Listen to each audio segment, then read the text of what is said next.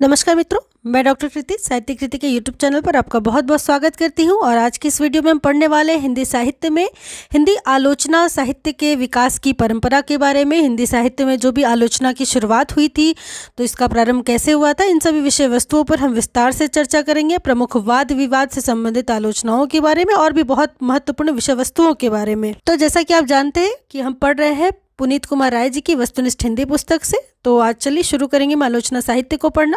इससे पहले बहुत सारे महत्वपूर्ण विषय वस्तुओं को मैंने पढ़ाया है, प्लेलिस्ट में सभी दिया रखा है वीडियोस, आप जाके देख सकते हैं। और यदि चैनल पर पहली बार आ रहे हो तो चैनल को सब्सक्राइब जरूर कीजिएगा, एक लाइक और शेयर जरूर कीजिएगा, क्योंकि लगातार हमारे चैनल के माध्यम से आपको हिंदी साहित्य से संबंधित विभिन्न परीक्षाओं के लिए महत्वपूर्ण तैयारी करवाई जाती है। तो शुरू से अंत तक चैनल के साथ बने रहिए। और चलिए शुरू करते हैं आज की इस कक्षा को। हिंदी आलोचना में हम सर्वप्रथम देखेंगे 1886 ईस्वी में लाला श्रीनिवास दास कृत संयोगिता स्वयंवर और गदाधर सिंह कृत बंग विजेता की आलोचना आनंद कादम्बिनी पत्रिका में किसने किया था। तो सबसे पहले प्रश्न ये बनता है कि लाला श्रीनिवास दास ने क्या लिखा, संयोगिता स्वयंवर, और गदाधर सिंह ने क्या लिखा, बंग विजेता। ठीक है, तो इन दो रचनाओं को आलोचना के तौर पर देखा गया आनंद कादम्बिनी पत्रिका में। लेकिन आनंद कादम्बिनी पत्रिका में आलोचना किसने की, तो बद्री नारायण चौधरी प्रेमघन जी ने सन 1886 ईस्वी में आनंद कादम्बिनी पत्रिका में इन्हीं दो रचनाओं की क्या की, आलोचना की। आगे देखेंगे 1886 ईस्वी में लाला श्रीनिवास दास के संयोगिता स्वयंवर की आलोचना हिंदी प्रदीप में किसने किया, तो बालकृष्ण भट्ट जी ने हिंदी प्रदीप में लाला श्रीनिवास दास के संयोगिता स्वयंवर की आलोचना की सन 1886 ईस्वी में ही। वही अलंकार मंजूषा 1916 ईस्वी की रचना है। ये किसकी कृति है, तो ये लाला भगवान दी की रचना है, अलंकार मंजूषा। देखिए, ये सभी जो रचनाएं अभी हम पढ़ रहे हैं ये सभी आलोचना के प्रारंभिक दौर की रचनाएं हैं जिनकी आलोचना की गई थी। आलोचना साहित्य की शुरुआत इन्हीं रचनाओं की आलोचना के माध्यम से शुरू हुई थी। तो देखेंगे अगला है रसकलश। तो रसकलश किसकी कृति है, तो ये अयोध्या से उपाध्याय हरिऔध जी की रचना है, रसकलश। वही रसज्ञ रंजन, इसकी रचना महावीर प्रसाद द्विवेदी जी ने की थी, रसज्ञ रंजन की। वही साहित्यालोचन नाम की रचना किसकी है, तो ये श्याम सुंदर दास जी की रचना है, साहित्यालोचन। वही पोप के एसे ऑन क्रिटिसिज्म का पद्यात्मक अनुवाद समालोचनादर्श के नाम से किसने किया, तो जगन्नाथ दास रत्नाकर जी ने पोप के एसे ऑन क्रिटिसिज्म का पद्यात्मक अनुवाद किया था, किस नाम से, समालोचनादर्श के नाम से। वही एडिसन के एसे ऑन इमेजिनेशन का कल्पना का आनंद नाम से अनुवाद किसने किया, तो आचार्य शुक्ल जी ने क्या किया था, एडिसन के एसे ऑन इमेजिनेशन का कल्पना का आनंद के नाम से अनुवाद किया था, शुक्ल जी ने। वही हिंदी में तुलनात्मक आलोचना का आरंभ कब से होता है, तो बात की जाए तुलनात्मक आलोचना की तो 1907 ईस्वी में पद्मश्री शर्मा द्वारा सरस्वती में प्रकाशित बिहारी और फारसी कवि सादी की तुलनात्मक आलोचना के द्वारा ही हिंदी में तुलनात्मक आलोचना का आरंभ होता है। किसके, बिहारी और फारसी कवि सादी की तुलनात्मक आलोचना के द्वारा ही। वही मिश्र बंधुओं का हिंदी नवरत्न, हिंदी नवरत्न किसकी रचना है, मिश्र बंधुओं की। तो ये कब प्रकाशित हुआ, जिसमें हिंदी के प्रमुख 9 कवियों, कौन कौन से 9 कवि थे हिंदी नवरत्न में, तो सूर तुलसी, देव बिहारी, केशव भूषण सेनापति, चंद और हरिश्चंद्र, ये जो थे 9 कवि, इनकी आलोचना की गई थी। तो सबसे पहले 1910 ईस्वी में, ठीक है, मिश्र बंधुओं का हिंदी नवरत्न में, ठीक है, 1910 ईस्वी में प्रकाशित हुआ था हिंदी नवरत्न। और इसी रचना में हिंदी के प्रमुख 9 कवियों की आलोचना की गई थी। कभी कभी इन 9 कवियों के नाम भी पूछे जाते हैं, तो आपको पता होना चाहिए। तो सूर तुलसी, देव बिहारी, केशव भूषण सेनापति, चंद और हरिश्चंद्र के ऊपर, ये कवियों के ऊपर ही आलोचना की गई थी। ये सभी कवि शामिल है हिंदी नवरत्न में। और ये जो आलोचना प्रकाशित हुई थी 1910 ईस्वी में प्रकाशित हुई थी हिंदी नवरत्न में। आगे देखेंगे किसने देव और बिहारी ग्रंथ लिखकर देव को बिहारी से बड़ा कवि बताया है, तो कृष्ण बिहारी मिश्र जी ने लिखा था देव और बिहारी, देव को बड़ा बताया था बिहारी से, कृष्ण बिहारी मिश्र जी ने। वही किसने बिहारी और देव ग्रंथ लिखकर बिहारी को देव से बड़ा कवि सिद्ध किया, तो लाला भगवान दी ने बिहारी को देव से बड़ा कहा। देखिए, इसको ऐसे ट्रिक्स आप याद रख सकते हैं, जैसे देव और बिहारी में कृष्ण बिहारी, तो बिहारी दूसरी बार आ रहा है कृष्ण के बाद, तो बाद में बिहारी। वही देखिए बिहारी और देव, तो लाला भगवान दिन, तो बिहारी क्या है, बिहारी हम कृष्ण बिहारी कहते हैं, तो भगवान का नाम आ जाए तो बिहारी पहले। ऐसे ट्रिक करके आप इसको याद कर सकते हैं। आप चाहे तो अपना भी कोई ट्रिक बना के याद कर सकते हैं। आगे देखेंगे हिंदी में तुलनात्मक आलोचना के क्षेत्र में कार्य करने वाले प्रमुख आलोचक कौन कौन से थे। तो पद्मश्री शर्मा, मिश्र बंधु में श्याम बिहारी मिश्र, सुखदेव बिहारी मिश्र, गणेश बिहारी मिश्र, ये तीनों शामिल थे मिश्र बंधुओं के नाम से। तो पद्मश्री शर्मा, मिश्र बंधु, लाला भगवान दीन, पंडित कृष्ण बिहारी मिश्र, ये सभी तुलनात्मक आलोचना के क्षेत्र में कार्य करने वाले प्रमुख आलोचक थे। वहीं हिंदी में शोध एवं अनुसंधान परक समीक्षा का विकास वस्तुतः किस पत्रिका के प्रकाशन से माना जाता है। तो नागरिक पंचानवे पत्रिका, जो कि सन 1857 ईस्वी में प्रकाशित हुई थी। तो इस पत्रिका के माध्यम से ही शोध एवं अनुसंधान परक समीक्षा का विकास होता है। आगे देखेंगे 1902 ईस्वी में जयपुर में समालोचक पत्र किसने निकाला था। तो चंद्रदत्त शर्मा गुलेरी जी ने जयपुर से समालोचक पत्र निकाला था 1902 ईस्वी में। वहीं शोध एवं अनुसंधान पर समीक्षा के क्षेत्र में उल्लेखनीय कार्य करने वाले प्रमुख व्यक्ति कौन कौन से थे। तो श्याम सुंदर दास, राधा कृष्ण दास, जगन्नाथ दास रत्नाकर, सुधाकर द्विवेदी तथा चंद्रदत्त शर्मा गुलेरी जी शोध एवं अनुसंधान परक समीक्षा के क्षेत्र में इन सभी ने बड़े उल्लेखनीय कार्य किए थे।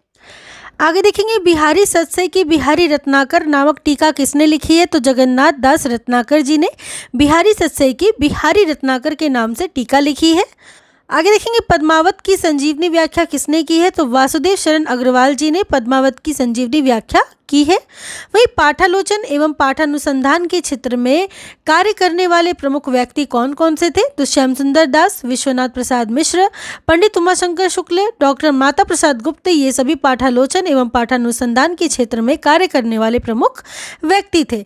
आगे देखेंगे हिंदी बंगवासी में अश्रुमती नामक बंगला नाटक का उदित नारायण कृत हिंदी अनुवाद की आलोचना किसने की है। तो बाल मुकुंद गुप्त ने क्या किया, हिंदी बंगवासी में अश्रुमती नामक बंगला नाटक का उदित नारायण कृत हिंदी अनुवाद की आलोचना बाल मुकुंद गुप्त ने की। वहीं इन पुस्तकों को एक मोहल्ले में फैली बातों से दूसरे मोहल्ले वालों को परिचित कराने के रूप में समझना चाहिए, स्वतंत्र समालोचना के रूप में नहीं। क्या कह रहे हैं ये कौन, और ये महावीर प्रसाद द्विवेदी जी के आलोचनात्मक कृतियों पर यह टिप्पणी किसने की है। तो ये आचार्य शुक्ल जी ने महावीर प्रसाद द्विवेदी जी के आलोचनात्मक कृतियों पर यह टिप्पणी की है कि इन पुस्तकों को एक मोहल्ले में फैली बातों से दूसरे मोहल्ले वालों को परिचित कराने के रूप में समझना चाहिए। किसके कृतियों को, किसकी पुस्तकों को, तो महावीर प्रसाद द्विवेदी जी के आलोचनात्मक पुस्तकों को, ऐसा आचार्य शुक्ल जी कहते हैं। आगे देखेंगे 1930 ईस्वी में समालोचना समुच्चय शीर्षक से अपनी समालोचनाओं का संकलन किसने प्रकाशित कराया। तो महावीर प्रसाद द्विवेदी जी ने 1930 ईस्वी में समालोचना समुच्चय शीर्षक से अपनी समालोचनात्मक जो भी समालोचनाओं का संकलन था उसको प्रकाशित करवाया था महावीर प्रसाद द्विवेदी जी ने।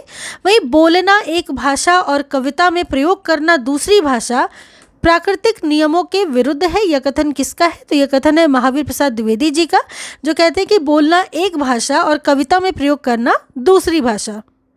वहीं केशवदास की रामचंद्रिका की टीका किसने लिखी। तो लाला भगवान दीन ने केशवदास के रामचंद्रिका की टीका लिखी थी और बहुत महत्वपूर्ण है ये रचना। भगवान दीन ने टीका लिखी थी रामचंद्रिका, ठीक है, केशवदास जी की रामचंद्रिका थी, इसकी टीका लिखी थी। वहीं कवि कर्तव्य और कवि और कविता, ये कथन, ये निबंध किसका है। तो ये निबंध है महावीर प्रसाद द्विवेदी जी का, कवि कर्तव्य और कवि और कविता। वहीं 1936 ईस्वी में प्रगतिशील लेखक संघ के प्रथम अधिवेशन जो कि लखनऊ में हुआ था, प्रथम अधिवेशन प्रगतिशील लेखक संघ का, इसके अध्यक्ष पद से बोलते हुए किसने कहा था, वह अर्थात साहित्यकार देशभक्ति और राजनीति के पीछे चलने वाली सच्चाई भी नहीं बल्कि उनके आगे मशाल दिखाती हुई चलने वाली सच्चाई है। तो ये कौन कहते हैं, ये प्रेमचंद जी कहते हैं कि वह क्या है, वह राजनीति के पीछे चलने वाली सच्चाई भी नहीं बल्कि उसके आगे मशाल दिखाती हुई चलने वाली सच्चाई है, वह अर्थात साहित्यकार, ठीक है। तो ये क्या करते हैं, देशभक्ति और राजनीति के पीछे चलने वाली सच्चाई नहीं है बल्कि आगे मशाल दिखाती हुई चलने वाली सच्चाई है, प्रेमचंद जी कहते हैं। अगला है अश्रु श्वास ज्वर ज्वाला नीरव रुदन नृत्य देख अपनी ही तंत्री तार के बजाते हैं। छायावादी कवियों के संदर्भ में यह टिप्पणी किसकी है। तो ये आचार्य शुक्ल जी की टिप्पणी है छायावादी कवियों के संदर्भ में, जो कहते हैं कि अश्रु श्वास ज्वर ज्वाला नीरव रुदन नृत्य देख अपनी ही तंत्री तार के बजाते हैं। छायावादी कवियों के संदर्भ में शुक्ल जी कहते हैं। वही काव्य में रहस्य कोई वाद है न ऐसा जिसे लेकर निराला कोई पंथ ही खड़ा करे। यह पंक्ति किसकी है? तो ये पंक्ति आचार्य शुक्ल जी की है, जो कहते हैं कि काव्य में रहस्य कोई वाद है न ऐसा जिसे लेकर निराला कोई पंथ ही खड़ा करे। वही यूं ही जब रूप मिले बाहर के भीतर की भावना से, जानो तब कविता का सत्य पल। यह पंक्ति किसकी है? तो ये आचार्य शुक्ल जी की पंक्तियां, जो कहते हैं कि यूं ही जब रूप मिले बाहर के भीतर की भावना से, जानो तब कविता का सत्य पल। वही छायावाद का सामान्यतः अर्थ हुआ प्रस्तुत के स्थान पर उसकी व्यंजना करने वाली छाया के रूप में अप्रस्तुत का कथन। यह पंक्तियां किसकी है? तो यह आचार्य शुक्ल जी की पंक्तियां हैं, जो कहते हैं छायावाद का सामान्यतः अर्थ क्या हुआ? प्रस्तुत के स्थान पर उसकी व्यंजना करने वाली छाया के रूप में अप्रस्तुत का कथन। अगला देखेंगे, ध्वन्यात्मकता, लाक्षणिकता, सौंदर्यमय, प्रतीक विधान तथा उपचार वक्रता के साथ स्वानुभूति की विवृत्ति छायावाद की विशेषता है। अपने भीतर से मोती के पानी की तरह आंतर स्पर्श करके भाव समर्पण करने वाली अभिव्यक्ति छाया कांतिमय होती है। यह पंक्तियाँ किसकी है? तो यह पंक्तियाँ हैं जयशंकर प्रसाद जी की, छायावाद की विशेषताओं को बताते हुए कि ध्वन्यात्मकता, लाक्षणिकता, सौंदर्यमय, प्रतीक विधान तथा उपचार वक्रता के साथ स्वानुभूति की विवृत्ति छायावाद की क्या है? विशेषता है। जयशंकर प्रसाद जी ये सब बताते हैं। आगे देखेंगे, तत्व की दृष्टि से, मनोविज्ञान की दृष्टि से, साहित्य की दृष्टि से अज्ञात की लालसा कोई भाव ही नहीं है। यह केवल ज्ञान की लालसा है, जो भाषा को छिपाने वाली वृत्ति के सहारे अज्ञात की लालसा कही जाती है। और ये पंक्तियाँ किसकी है? तो ये पंक्तियाँ हैं आचार्य शुक्ल जी की, जो क्या कहते हैं कि तत्व दृष्टि से, मनोविज्ञान की दृष्टि से, साहित्य की दृष्टि से अज्ञात की लालसा कोई भाव ही नहीं है। ठीक है, केवल क्या है? ज्ञान की लालसा है, जो भाषा को छिपाने वाली वृत्ति के सहारे अज्ञात की लालसा कही जाती है। आचार्य शुक्ल जी का कथन है।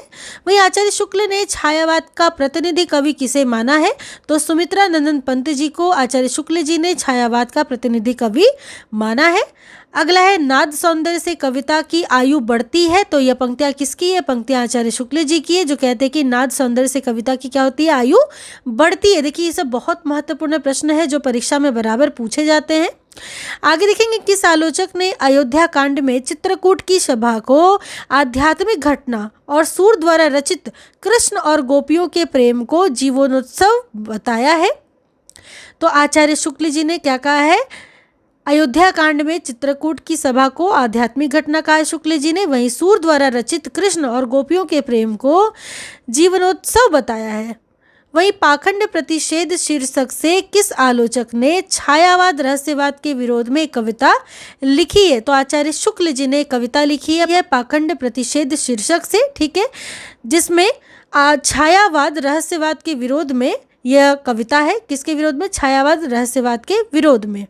वही किस आलोचक ने साकेत को आधुनिक युग की आरंभिक कृति, साकेत को क्या? आधुनिक युग की आरंभिक कृति तथा कामायनी को प्रतिनिधि काव्य ग्रंथ कहा है? तो नंद दुलारे वाजपेयी जी ने ऐसा कहा है।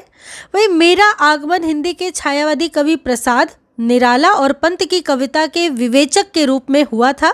यह कथन किसका है? तो यह कथन है नंद दुलारे वाजपेयी जी का, जो कहते हैं कि मेरा आगमन कैसे हुआ था? हिंदी के छायावादी कवि प्रसाद, निराला और पंत की कविता के विवेचक के रूप में हुआ था। वहीं किस आलोचक के अनुसार छायावाद में एक नूतन सांस्कृतिक मनोभावना का उद्गम है और एक स्वतंत्र दर्शन की नियोजना भी? यह नंद दुलारे वाजपेयी जी कहते हैं कि छायावाद में क्या है? एक नूतन सांस्कृतिक मनोभावना का क्या है? उद्गम है और एक स्वतंत्र दर्शन की नियोजना भी है। वही कहाँ तक वे वास्तविक अनुभूतियां हैं और कहाँ अनुभूतियों की रमणीय कल्पना है, यह कहा नहीं जा सकता। महादेवी के काव्य के संदर्भ में यह पंक्ति किसकी है? तो ये पंक्ति है आचार्य शुक्ल जी की, जो कहते हैं कि कहाँ तक वे वास्तविक अनुभूतियां हैं और कहाँ अनुभूतियों की रमणीय कल्पना है, यह कहा नहीं जा सकता है। महादेवी जी के काव्य के संदर्भ में यह पंक्तियां आचार्य शुक्ल जी की है। वही ये ही प्रोफेसर और डॉक्टर मजदूरों और किसानों का राज्य चाहते हैं। उद्देश्य अच्छा है पर अभी इसमें वास्तविकता कम है। प्रगतिवादियों के संदर्भ में यह कथन किसका है? तो यह कथन है नंद दुलारे वाजपेयी जी का, जो कहते हैं कि यही प्रोफेसर और डॉक्टर मजदूरों और किसानों का क्या चाहते हैं? राज्य चाहते हैं। अगला है न्यूमैन के लिटरेचर का साहित्य शीर्षक से अनुवाद किसने किया था? तो आचार्य शुक्ल जी ने न्यूमैन के लिटरेचर का साहित्य शीर्षक से अनुवाद किया था। आगे देखेंगे किस आलोचक ने रीति कवियों को भावुक, सहृदय और निपुण कवि, बिहारी को परम उत्कृष्ट, देव को प्रगल्भ और प्रतिभा संपन्न, पद्माकर को मूर्ति विधायिनी, कल्पना का सृष्टा तथा घनानंद को साक्षात रसमूर्ति और जबादानी का दावा रखने वाला अन्यतम कवि कहा है? तो ये सभी जो नाम दिए हैं आचार्य शुक्ल जी ने कवियों के नाम दिए रीति कवियों को। ठीक है, तो क्या क्या दिए एक बार फिर से हम देख लेंगे। भावुक, सहृदय और निपुण कवि, ठीक है, सभी रीति कवियों को कहा। वहीं बिहारी को परम उत्कृष्ट, देव को प्रगल्भ और प्रतिभा संपन्न, पद्माकर को मूर्ति विधायिनी, कल्पना का सृष्टा तथा घनानंद को साक्षात रसमूर्ति और जबादानी का दावा रखने वाला अन्यतम कवि शुक्ल जी ने कहा है। वहीं लोक हृदय में लीन होने की दशा का नाम रस दशा है। यह कथन किसका है? तो यह कथन है आचार्य शुक्ल जी का, जो कहते हैं कि लोक हृदय में लीन होने की दशा ही क्या है? रस दशा है। अगला है किस आलोचक ने छायावाद शब्द का दो अर्थों में प्रयोग किया? तो रहस्यवाद के अर्थ में और पद्धति विशेष के अर्थ में, ये दो अर्थों में किस आलोचक ने प्रयोग किया? तो आचार्य शुक्ल जी ने छायावाद शब्द का दो अर्थों में प्रयोग किया था, रहस्यवाद के अर्थ में और पद्धति विशेष के अर्थ में। आगे देखेंगे किस आलोचक ने रस दशा को हृदय की मुक्तावस्था कहा है? तो आचार्य शुक्ल जी ने रस दशा को हृदय की क्या कहा है? मुक्तावस्था कहा है। वहीं क्रोचे के अभिव्यंजनावाद को भारतीय वक्रोक्तिवाद का विलायती उत्थान किसने कहा? तो आचार्य शुक्ल जी ने क्रोचे के अभिव्यंजनावाद को क्या कहा? भारतीय वक्रोक्तिवाद का विलायती उत्थान है ये। वही प्रमुख स्वच्छंदतावादी आलोचक कौन कौन से हैं? तो नंद दुलारे वाजपेयी और शांति प्रिय द्विवेदी, ये दोनों माने जाते हैं स्वच्छंदतावादी आलोचक। आगे देखेंगे मनोवैज्ञानिक आलोचना के क्षेत्र में प्रमुख आलोचक कौन कौन से हैं? तो ईलाचंद्र जोशी, अज्ञे, देवराज उपाध्याय तथा डॉक्टर देवराज, ये सभी मनोवैज्ञानिक आलोचना के क्षेत्र में प्रमुख आलोचक हैं। वही ऐतिहासिक और सांस्कृतिक आलोचना के क्षेत्र में कार्य करने वाले प्रमुख व्यक्ति कौन कौन से हैं? तो हजारी प्रसाद द्विवेदी, परशुराम चतुर्वेदी, पंडित विश्वनाथ प्रसाद मिश्र जी, ये सभी ऐतिहासिक और सांस्कृतिक आलोचना के क्षेत्र में कार्य करने वाले प्रमुख व्यक्ति हैं। वही हिंदी में साहित्य संबंधी विषय पर लिखा गया पहला शोध प्रबंध किसने लिखा था? तो पीताम्बर दत्त बड़थवाल का पहला शोध प्रबंध था, जो कि हिंदी में साहित्य संबंधी विषय पर लिखा गया था 1934 ईस्वी में। ठीक है, पीताम्बर दत्त बड़थवाल के द्वारा। वही प्रमुख मार्क्सवादी समीक्षक कौन कौन से माने जाते हैं? बहुत महत्वपूर्ण है सभी। तो प्रकाश चंद्र गुप्त, शमशेर बहादुर सिंह, रामविलास शर्मा, मुक्तिबोध, शिवदान सिंह चौहान, नेमीचंद्र जैन, अमृत राय, रांगे राघव, नामवर सिंह, शिव कुमार मिश्र, रमेश कुंतल मेघ, नंद किशोर नवल, शंभुनाथ, विशंबर नाथ उपाध्याय, ये सभी माने जाते हैं मार्क्सवादी समीक्षक।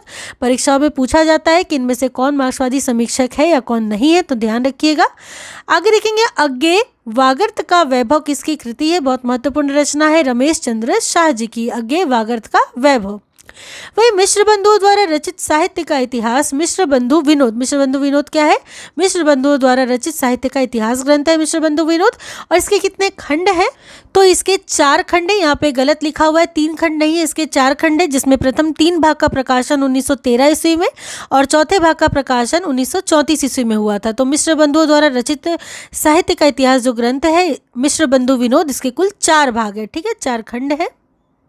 तो इस प्रकार हमने आज की इस कक्षा में हिंदी साहित्य में आलोचना का जो विकास हुआ था और प्रारंभ में आलोचना के विषय में जो महत्वपूर्ण कथन कहे गए थे, आलोचना से संबंधित जो रचनाएं प्रकाशित हुई थी जिस पर आलोचना की गई थी, तो वो सभी पढ़कर पूरा समाप्त कर लिया है। अगली वीडियो में हम एक अन्य विषय वस्तु के साथ प्रस्तुत होंगे। तब तक चैनल के साथ इसी प्रकार से बने रहिए। पहली बार चैनल पर आ रहे हैं तो इसे ज़रूर से सब्सक्राइब कर ले, ताकि इसी प्रकार की महत्वपूर्ण क्लासेस आपको बराबर मिलती रहे।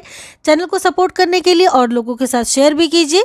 एक लाइक ज़रूर कीजिएगा यदि आपको कक्षा पसंद आए तो चलिए मिलती हुई एक अगली कक्षा में। तब तक के लिए आप सबका बहुत बहुत धन्यवाद।